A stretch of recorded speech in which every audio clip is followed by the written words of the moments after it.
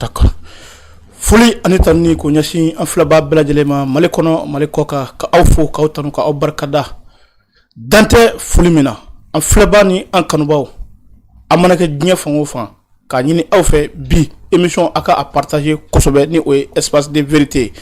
ɲɛ kɛnɛ a ye bi ta partager kosɛbɛ Gani Malien ye layidu min t'aw ye an b'o de walewaleya bari an sigikun yan o ye aw de ye sigikun wɛrɛ foyi t'aw na ni aw tɛ yan an bɛ aw fo aw minnu kɛlen don ka danna k'an k'a ka kunnafoni ta yɔrɔ ye an bɛ aw fo dantɛ foli min na o danaya kɔfɛ ani o waleɲuman kɔfɛ ka kunnafoni lase aw ma an ye mɔgɔ min wele bi mɔgɔ cɛsirilenba don faso jɔla don faso kɔnɔna don a bɛ an y'a wele thème min na bi a bɛ thème ninnu maîtriser kosɛbɛ an ko an tɛ sɔn fiyewu ni actualité in ka ban ka sɔrɔ an m'a dɔnbaw bɛɛ lajɛlen wele ka na u ka se ka u hakilina di jamana yɛrɛ actualité kan bi espace de vérité a ɲininen de aw fɛ a ka partager walasa bɛɛ lajɛlen ka se k'a sɔrɔ Mala ZK foli bila an filɛba ni an kanubaw la an ka don an ka émission kɔnɔ ka maliyɛn bɛɛ lajɛlen fo kɛrɛnkɛrɛnnenya la minnu sɔgɔlen don ZK la Gandi TV sanfɛ kuma bɛɛ ka an kanubagaw bɛɛ lajɛlen fo k'an bilasiralibaga bɛɛ lajɛlen fo tabarikala ani maa o maa bɛ cɛsiri la faso in ye tilennenya ka hɔrɔnya kan danbetigiya ɲinini kan donc ka kelen-kelenna bɛɛ lajɛlen fo tabarikala ko ni maanifin k'i y'i yɛrɛ de siga t'a la mɔgɔ y'i yɛrɛ de i ka faso ko kɛlɛ kɛ a k'i yɛrɛ k'i ban k'a kɛ i b'a k'i yɛrɛ n'i tilenna i b'i yɛrɛ n'i ma tilen i b'i yɛrɛ siga t'a la bamananw ko de ko ɲɛnamaya ye fɛn fila ye k'a k'i yɛrɛ ye ou bien k'a k'i yɛrɛ la i y'a kɛ cɛkɔrɔba ka kɛn yɛrɛ i b'i yɛrɛ donc ɲɛnamaya yɛrɛ o ye n'an y'a kɛ faso ye an k'a dɔn ko faso de bɛna tila ka anw kɔlɔsi k'anw tanga siga t'a la nka ni an ko k'an b'a kɛ an yɛrɛ ye an k'a dɔn an bɛna faso coron sini t'an ye siga t'a la donc maa o maa de bɛ lamɛnli kɛ pour que ka faamuyali kɛ ka se ka baara kɛ ni hakilina ninnu ye u yɛrɛ hakili n'u dusukun n'u ka comportement kan ani u ka miiri kɛcogo yɛrɛ la donc an ka ɲinini ye olu de ka se ka courage sɔrɔ u concentrelen ka to kuma bɛɛ wa u k'a dɔn k'a fɔ ka ban i faso la o tɛ faso in bon ye o bɛ de mago sa ka kuma jugu f'i faso ma o bɛ de lafu o bɛ de mako sa o bɛ de ta tiɲɛ parce que e do e tɛ a bɛ a mana e sababu la minnu sababu la nana ala man jugu donc olu gasi kama ala bɛ se k'a to yen olu barika kama ala bɛ se ka maaw bɔ an cɛ la minnu bɛ se ka kɛ dɛmɛbagaw ye donc ka nin kuma in fɔ maliyɛn bɛɛ ye n'a bɛ min kɔnɔ ko ka kuma jugu f'i faso ma k'o de ye disi gosi ko ye o ye halaki ko de ala mako tɛ o mɔgɔ sugu ka kuma la donc n'i ye diinɛma ye ou bien i tɛ diinɛma ye ou bien i ye maa gansan ye ten ka kuma jugu f'i faso ma i yɛrɛ ka bi tiɲɛ k'i ka sini tiɲɛ donc an bɛ min ɲini bɛɛ fɛ bɛɛ ka se kuma ɲuman fɔli la dugawu yɛrɛ fɔlɔ ye kuma ɲuman ye kunnaja fɔlɔ ye kuma ɲuman ye kuma duman ko tɛ dɛ kuma duman bɛ ɲuman de bɛ maa bilasira a ka kɛ a yɛrɛbakun ye a ka se ka sira jɛlenw ta a ka se ka mago ɲa a yɛrɛbakun ye ka mago ɲa a faso ye donc folikan min tun bɛ olu ko olu minnu bɛ u sɔgɔ an na ka faamuya ɲini nin sira ma Mala an b'i fo kosɛbɛ an b'i fo dantɛ foli min na an bɛna don an ka émission préférée kɔnɔ sisan n'o o ye espace de vérité tiɲɛ kɛnɛ Mala an bɛ tiɲɛ kɛnɛ de kan d'accord tiɲɛ kɛnɛ min ni maliyɛn bɛɛ lajɛlen bɛ se k'a kɔnɔ espace de vérité u b'a partager u b'a aimer u b'a commenter u b'u ka hakilinaw bila bonya kɔnɔ karama kɔnɔ bi ni émission in bɛ lamɛn Mali fan bɛɛ diɲɛ fan bɛɛ bari fo wɛrɛ tɛ bɔ a kɔnɔ ni tiɲɛ tɛ kosɛbɛ ok Mala Algérie ni Mali ka situation bɛ cogo min na bi a gɛlɛyalen don kosɛbɛ fo ka na kɛ accord min kun bɛ yen ni maliyɛn bɛɛ lajɛlen ko ni accord ko bannen ye ni o tɛ dɔwɛrɛ ye an ka constitution ye accord in ban maa caman ka kuma na constitution kura min taara sisan o ye accord ko kuma ban pewu o accord ko kuma kelen Algérie bɛ ka o wuli bi kosɛbɛ fo ka na kɛ diyagoya ye an kan ko walasa an ka se ka accord in laɲɛnamaya bari k'an sigira k'a kuma fɔ donc n'an sigira k'a kuma fɔ bi anw sebaya b'an bolo Algérie ko fo an ka segin accord ma bi i ka hakilina ye mun ye bon Algérie tɛ se ka anw wajibiya ko ka accord in appliquer kelen jamana fila de don donc faamuya cogo la fana a bɛ kɛ anw kɔnɔ ko Algérie kan ka baara kɛ n'a fɔ anw y'a laɲini cogo min na bon o de ti tiɲɛ ye jamana bɛɛ n'a ka taabolo don bɛɛ n'i ka tabiya don bɛɛ n'a ka marabagaw don bɛɛ n'i ka vision don donc Algérie wajibiyalen don ka nin kɛ bi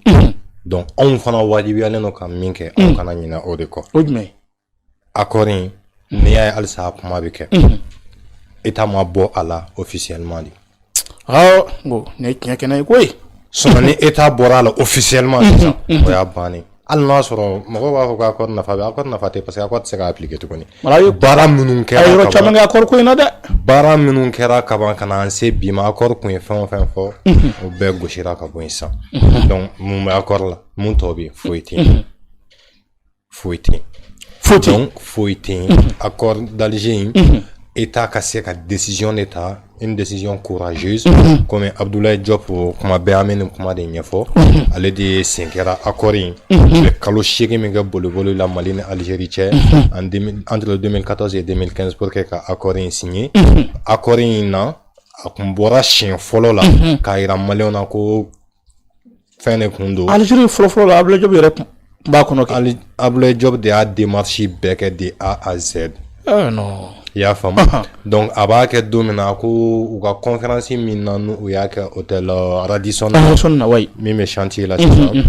a y'a yira ko c'est un document confidentiel depuis a y'o fɔ anw y'a kɛlɛli daminɛ an y'a accord kɛlɛ an y'ale kɛlɛ o kɔrɔ document confidentiel kɔrɔ ko gundo ma fɛn dɔ jamana ko la fɛn minnu bɛ to gundo la olu bɛ yen mais tɛ se ka taa jamana engagé fɛn dɔw la ko ye gundo ye surtout ka siya dunan dɔ ta k'i b'o officier ka tɛmɛ maliyɛn tɔw kan a ye accord kalan a b'a kɔnɔ ko dɔn ka tɛmɛ anw kan a don ma an y'a ta tɔgɔ ma parce que n'i ma ɲɛ k'i bɛ kɛlɛ kɛ i b'i tilen kɛlɛ kɛ ɲɔgɔn de ma munumunu nafa ka dɔgɔ donc a y'o kuma min fɔ ko maliyɛnw man ka bɔ a kɔnɔ kuma kalan ma anw fana ye courage sɔrɔ o la ka mankan ci daminɛ gansan tɛ parce que an bɛ se ka mɔgɔ o mɔgɔ lasɔrɔ an donna kelen kelen bɛɛ kan société civile an ma don min kan parti politique an ma don min kan premier ministre kɔrɔ tɛ premier ministre kɔrɔ an ma don min kan ministre kɔrɔ tɛ ministre kɔrɔ an ma don min kan diinɛmɔgɔ tɛ diinɛmɔgɔ ye an ma don min kan min sera ka dayɛlɛ an ye a siɲɛ laban na o kɛra Haidara ye a don ma y'a banni a ko accord in kɔnɔ ko a kun t'a dɔn tiɲɛ yɛrɛ la a kun t'a dɔn parce que an ye kuma min fɔ a don na a wɔsira dɔɔni a kun t'a dɔn k'a fɔ nin bɛ se ka kɛ papier kɔnɔ papier min ni o ye jamana kunkan ko ye donc aw taara accord in expliquer a yɛrɛ de an taara ɲɛfɔ a ye de A à Z layidu de kun don ne karamɔgɔ fana bolo ni o ye Amadu Jikɔrɔni ye ka d'a kan o tun bɛ fɛ k'a ye wagati min na 2015 ala y'a kɛ o bɛna ni Haidara ka voyage bon Haidara ka voyage kɔfɛ tiɲɛna a ma se ka retour kɛ Amadu Jikɔrɔni ye pour que u ka sigi ka kuma in fɔ depuis fɛn bɛ embryon la depuis a ma signé donc o ma se ka kɛ min kɛ a fana ye layidu ɲini anw fɛ Amadu Jikɔrɔni fatura bi a ko n'ale fatura don o don n'a ni Haidara ɲɛ kɛra ɲɔgɔn ye k'a kɛra naani ye ale b'a ɲini anw fɛ an ka se k'a labɔ nin ko in kalama ko fanga dɔ b'a la jamana kɔnɔ et puis maa min don ale ka jigiya la a b'a faso fɛ donc Amadu Jikɔrɔni ye nin kuma fɔ donc a se ka min kɛ a k'a kɛ donc comme layidu fana ye juru ye ala y'a kɛ an ni Haidara ye ɲɔgɔn ye c'était le 9 février 2021 o y'a sɔrɔ bandaw de bɛ yen i y'a faamu donc anw taara Haidara fɛ yen Amadu Jikɔrɔni layidu min kalifa anw na gundo min kalifa an na ci min kalifa an na an y'a di a ma a don n y'a di a ma ni kan kelen pewu ye n bɛna Mali kisi fayida di a ma o de fɔ Haidara ye n bɛ k'a fɔ télé de la mɔgɔw bɛ se ka nin tigɛ k'o d'a ma i y'a faamu a bɛ fayida di bɛɛ ma mais yɛrɛ bɛna fayida ne yɛrɛ bɛna fayida min surtout Mali fayida a bɛ se k'a faso kisi ni a ye wa k'a fɔ Haidara ye ko an y'a ka baara nɔ ye a baara dɔ k'a la a ye baara min kɛ a la k'a daminɛ don min na an bɛ s'a fɛ yen fo an filɛ don min na ko bi ko an y'a nɔ ye ma sira sɔrɔ ka taa bonyamasegin kɛ a ye ni ala ma baasi kɛ ni ye bonyamasegin dɔ kɛlen ni sera ka sira sɔrɔ ka taa bonyamasegin k'a ye don min na n bɛ taa fɔ a ka halalaya la tabarikala a ka Mali kanu na diinɛ tɛ dɛ Haidara cira Mali de ma n bɛ nin fɔ bi n wasalen quoi parce que maa min y'a ka faso ye ka faso to degun kɔnɔ ka sira dɔw dayɛlɛ ka wuli k'i jɔ ka sunɔgɔ dabila k'i faso fɛn mɔgɔ tɛ se k'i sara tabarikala diinɛ gun dɔrɔn jamana gun de don kafiriw bɛ jamana kɔnɔ silamɛw bɛ yan chrétiens bɛ yan maa wɛrɛw bɛ yan a ye nin bɛɛ ta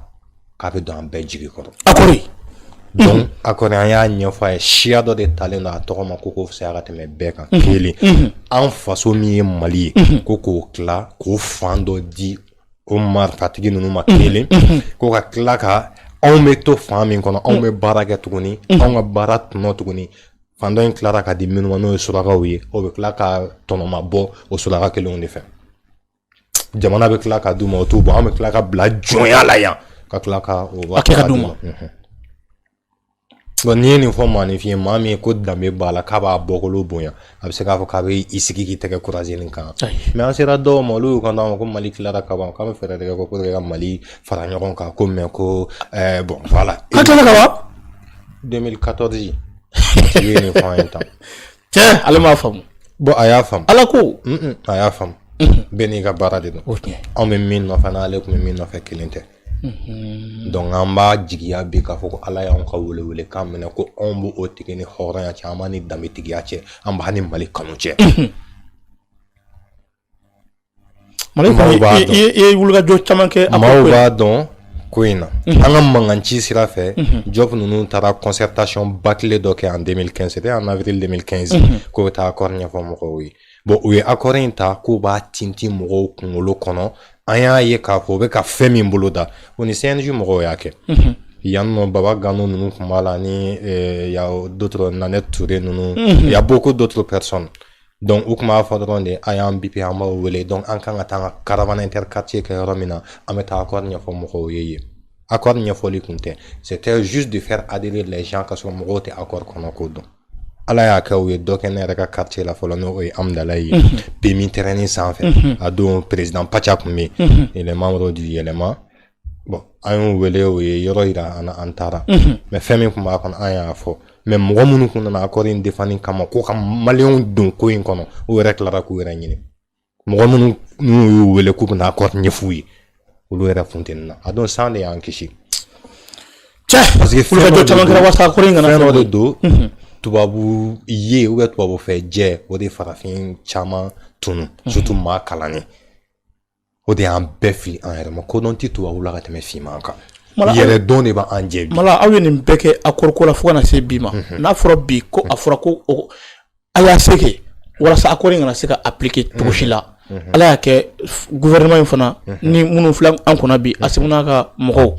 u sera ka dankari accord ko la kosɛbɛ pewu ni a fɔra bi ko mɔgɔ kana tuguni k'a fɔ k'a b'o exige an kunna dun a tigi ka e bɛ ka ɲinɛ min Algérie bɛ yɛrɛ ɲini de la terrorisme jagokun de don Jabate bɛ to k'a fɔ plateau sanfɛ jagokun de don quoi donc maa min bɛ se k'u san k'u bila k'a ka baara kɛ o b'o kɛ Algérie kun tora ninnu kɔ de pour que k'a sago sɔrɔ a bɛ se k'a ka stabilité n'a ka sécurisation kɛ cogo min na n t'a dɔn n'i y'a faamu donc ale kun b'u sara dɔɔni walasa u ka pan ale ka yɔrɔ kunna mais bi mais c'est normal mais c'est normal diɲɛ ko de don n'i t'i yɛrɛ fɛ mɔgɔ wɛrɛ b'a yɛrɛ fɛ donc a b'a yɛrɛ tanga cogo min a b'o ɲini quoi donc Algérie tɛ se k'a exiger anw kan anw de bɛ se ka a bolo da an yɛrɛ kan b'a kɛ bon n'o dun kɛra Asimi ninnu b'o kɔ dɔn bɛɛ b'a ɲɛ dɔn maa o maa da bɛ balawu ko in na min donna an ka bi n'i ko k'i bɛ accord d'Alger appliquer a bɛ wolo min na i b'a ye mala ko gɛlɛyara donc Algérie bɛ ka nin min fɔ nin Algérie bɛ yɛrɛ ɲini de la mais an k'a bila an kunna anw tɛ se ka Algérie wajibiya a ka miiri cogo ka kɛ anw ta ye a ka dɛmɛ ka ɲɛsin anw ma o ka kɛ anw dɔrɔn ta non bɛɛ n'i ka jamana de don n'u ye nin boloda u fɛ yen an bɛ sira de la n'u bɛ se ka n'a kɛ u ka n'a kɛ n'u ta ye Mali ye o de don kuma fila tɛ ne tɛ se ka n ka du jɔ ka tila ka taa i ka du nɔfɛ non ne ko n bɛ n ka du jun ta sa ko k'a yɔngɔ e ta kunna n'a ma bonya ma a bɛ dɔgɔya n'est-ce pas donc n'an b'o o gun kan mɔgɔw k'u yɛrɛ lafiya Algérie bɛ yɛrɛ ɲini min na a tɛna ɲɛ sɔrɔ Mali kan bi